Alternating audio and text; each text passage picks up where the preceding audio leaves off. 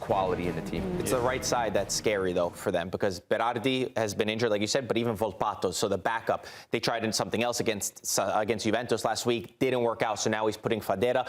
When they're not there, they lack so much quality. They can't attack down the right side. Kind of like what we said with Inter, where, they're just forcing everything to the left. It becomes easy to defend against them. Well, we're midway through the Serie A season, just over, actually, but 152 days to go until the World Cup is played here on US soil. So we thought we'll pick out some of the players that we could see here in the States this summer. Troy said in the production meeting, we better leave the Italians off this list, I asked just the question. in case, I asked the question. I didn't say we better. The World Cup is not great if we don't have Italy there. It's true. But we also don't want to get too far ahead of ourselves because they've got a big game against Northern Ireland. Very true. That's the focus. Let's talk about Ismaël Koné, though, Grella, because he is one for Canada that they're all going to be really excited to see for Sassuolo. Right, here's a look at some of his stats that we've seen. 3 goals in Serie A this season. He's on loan from Marseille.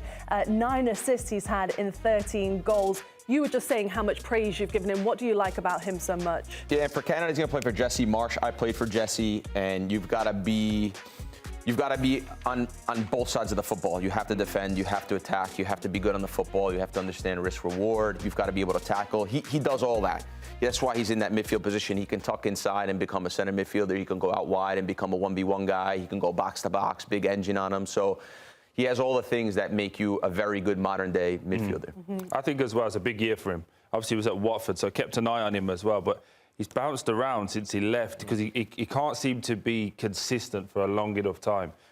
The talent is there. I think with a World Cup carrot at the end of it, hopefully this could be the year with Matic next to him that he starts to understand what it takes to put consistent performance in. We've played with loads of players who 1 in 10 are great.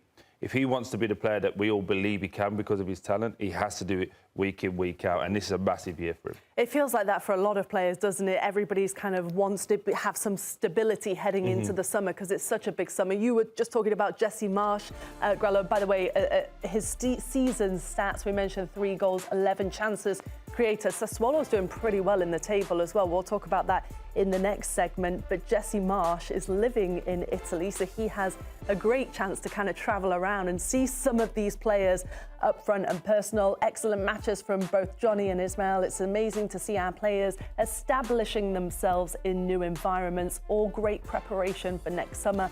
Onward and upward, Canada. This was in September. So not only is he living a nice life in Italy, but now he's getting to see some of the best that Serie A has to offer. Yeah, it's awesome.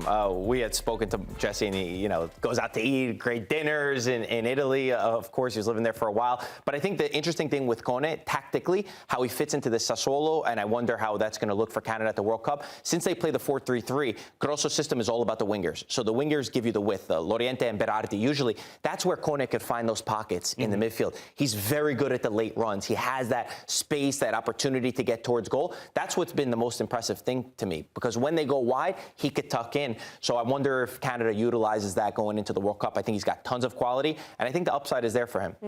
And Sassuolo doing pretty well in the league as well, sitting in 11th place. In fact, it's the best of all the newly promoted sides. After the break,